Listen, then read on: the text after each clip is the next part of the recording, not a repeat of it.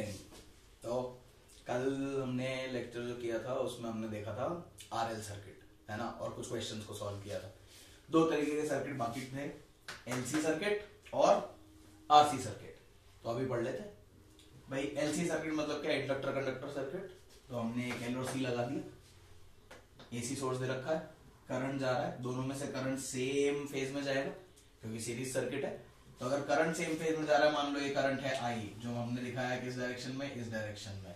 तो अगर आई इधर से जा रहा है तो हमने क्या देखा है, इंडक्टर में क्या होता है, वोल्टेज लीड करता है, और कंडक्टर में, इसमें कैपेसिटर में क्या होता है, वोल्टेज लैग करता है। तो एक में लीड कर रहा है, एक में लैग कर रहा है, दोनों के बीच में फेज डिफरेंस कितना हो गया, टोटल पाई का हो गया। क्यों, यहाँ पाई बाय 2 और यहाँ पाई बाय 2। तो अगर यहां देखूंगा तो यहाँ टोटल फाइनल वोल्टेज क्या आएगी, वोल्टेज कितनी आ जाएगी, mod of VL minus VC। भाई दोनों में से जो भी बड़ा होगा उसकी डायरेक्शन में चला जाएगा पोटेंशियल डिफरेंस, है कि नहीं, बिल्कुल। ऐसे ही Z क्या आ जाएगा, XL माइनस XC, उसका भी मॉड जो भी बड़ा होगा उसकी डायरेक्शन में चला जाएगा। अब अगर ध्यान से देखें तो वोल्टेज क्या होगा, लीड करेगा। कब लीड करेगा, जब VL ज्यादा होगा, VL ज्यादा होगा तभी वोल्टेज लीड करेगा ना। और वो कब होगा, जब XL बड़ा होगा। क्यों, VL क्या होता है, VL is equals to I into XL, है कि नहीं, और VC is equals to I into XC। तो जब XL बड़ा होगा तो पोटेंशियल लीड करेगा, और जब XC बड़ा होगा तो करंट लीड करेगा, पोटेंशियल लैग करेगा। और फ्रीक्वेंसी के साथ जो इसका वेरिएशन है, किसका, Z का, फ्रीक्वेंसी के साथ किसका वेरिएशन, Z का, इंपीडेंस का। तो क्या होगा, इसमें भी फ्रीक्वेंसी आता है, इसमें भी फ्रीक्वेंसी आता है, दोनों में फ्रीक्वेंसी आता है। अगर मैं ध्यान से लिख के देखूं तो क्या होगा, omega L minus 1 by omega C। अब ओमेगा का मतलब क्या है, 2 पाई F, इसका 2 पाई F, तो एक F यहाँ, एक F यहाँ। इसका मतलब अगर F को 0 रख दूंगा तो ये कैपेसिटेंस का जो XC है ये मैक्सिमम हो जाएगा, और अगर इसको इन्फिनिटी कर दूंगा तो ओमेगा L वाला मैक्सिमम हो जाएगा।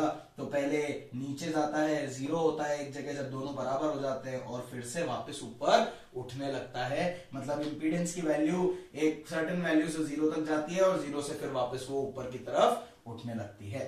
That is how your LC circuit works. तो LC सर्किट हमको यहाँ दिखा भी रहा है। अब ये वाला जो रीजन है, इस रीजन में क्या है, यहाँ कौन डोमिनेट कर रहा है, यहाँ XC डोमिनेट कर रहा है। XC is greater than XL, और यहाँ पे XL is greater than XC। तो डोमिनेशन कैसा है, XC यहाँ बड़ा है XL से, और XL यहाँ बड़ा है XC से। नेक्स्ट देखेंगे RC सर्किट। RC सर्किट मतलब क्या, रेजिस्टेंस कैपेसिटर सर्किट, जो हमने इसके पहले कैपेसिटर नाम के चैप्टर में भी पढ़ा है। पर अब हम क्या सोर्स लगा रहे हैं, AC सोर्स लगा रहे हैं। AC सोर्स लगाएंगे, करंट जाएगा दोनों का सेम फेज, करंट जा रहा है इस डायरेक्शन में, VR भी है इस डायरेक्शन में, क्योंकि रेजिस्टेंस में कोई चेंज नहीं आता फेज में।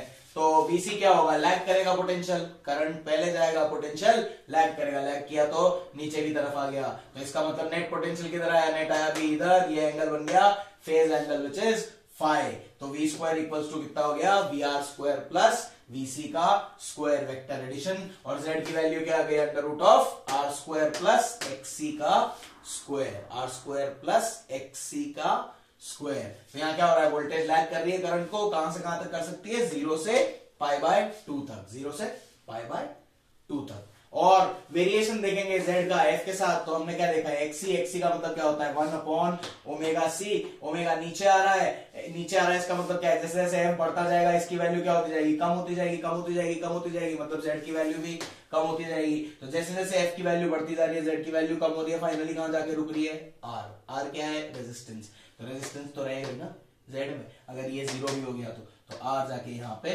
रुक जाएगा। फ्रीक्वेंसी के साथ Z का वेरिएशन इस तरीके से होता है। इसके बाद क्या है, नीचे कुछ क्वेश्चंस दे रखे हैं, चलो क्वेश्चन सॉल्व कर लेते हैं। बड़ा ही आसान सा सवाल दिया हुआ। पहला अगर देखेंगे तो एक AC सर्किट लगा रखा है, उसमें रेजिस्टेंस दिया है 30 ओम, और एक कैपेसिटर लगा रखा है जिसका कैपेसिटेंस दिया है, कैपेसिटर रिएक्टेंस दिया है 40 ओम्स। पूछ रहा है फाइंड Z। तो Z क्या होता है, under root of R square plus XC का square which is under root of 30 का स्क्वायर प्लस 40 का square, and it will be 50 ohms, है कि नहीं। डायरेक्ट आंसर है, Z की वैल्यू तो फाइंड आउट करनी है। नेक्स्ट क्वेश्चन में क्या पूछा है कि एक इंडक्टर लगा रखा है 50 ओम्स का, एक कैपेसिटर लगा रखा है 40 ओम्स का, और 40 साइन 100 पाई t, इससे आप पोटेंशियल डिफरेंस प्रोवाइड कर रहे हो, एसी सोर्स है।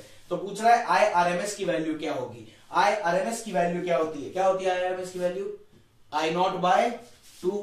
आई आरएमएस की वैल्यू क्या होती है, I naught divided by under root 2। I naught मतलब क्या, मैक्सिमम करंट, आई नॉट मतलब मैक्सिमम करंट, ई नॉट कितना दे रखा है 40। जेड की वैल्यू फाइंड आउट करेंगे। जेड मतलब क्या है, ये एक इंडक्टर है और ये कैपेसिटर है। क्या है, inductor and capacitor, L and C. तो अगर एल एंड सी है इसका मतलब 50 माइनस 40 दैट इज 10। जेड की वैल्यू आ गई 10, तो E naught upon Z is equals to I naught which comes out to be 40 by 10 that is equals to 4। तो यहां आई आर एम एस की वैल्यू क्या आ गई, 4 बाय अंडर रूट 2। जो आपको आंसर रिक्वायर्ड है वो क्या है, I R M S equals to 4 by under root of 2। चलो भाई अगला देख लेते हैं। अगले में क्या बोला, फाइंड वीएल, मतलब एक रेजिस्टर लगा रखा है 300 ओम्स का, 1 हेनरी का इंडक्टर लगा हुआ है और पोटेंशियल डिफरेंस दे रखा है नीचे 300 sin 300 pi T. 300 sin 300 pi T. अब अगर ध्यान से देखेंगे तो फिर से वही एक आसान सा सवाल, आर दे रखा है, एल दे रखा है, 300 पाई टी से हम ओमेगा निकाल सकते हैं, वीएल मांगा है। चलो भाई बहुत बढ़िया। तो सबसे पहले हम निकालेंगे, क्या निकाले, ओमेगा निकाल लो, ओमेगा निकाल ले। तो omega t is equals to दे रखा है 300 पाई टी। तो ओमेगा की वैल्यू क्या हो गई 300 पाई। ओमेगा की वैल्यू 300 पाई आ गई तो एक्सएल क्या आ गया, ओमेगा एल दैट इज 300 पाई,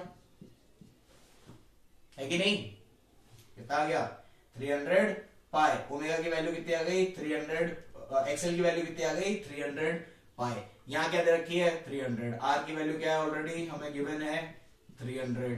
तो अब आपको क्या निकालना है, जेड, जेड कितना आ जाएगा under root of R square plus XL का स्क्वायर दैट इज 300 का स्क्वायर प्लस 300 पाई का स्क्वायर, 300 का स्क्वायर बाहर निकाल लो तो 300 यहां आ गया और आ गया अंदर अंडर रूट ऑफ 1 प्लस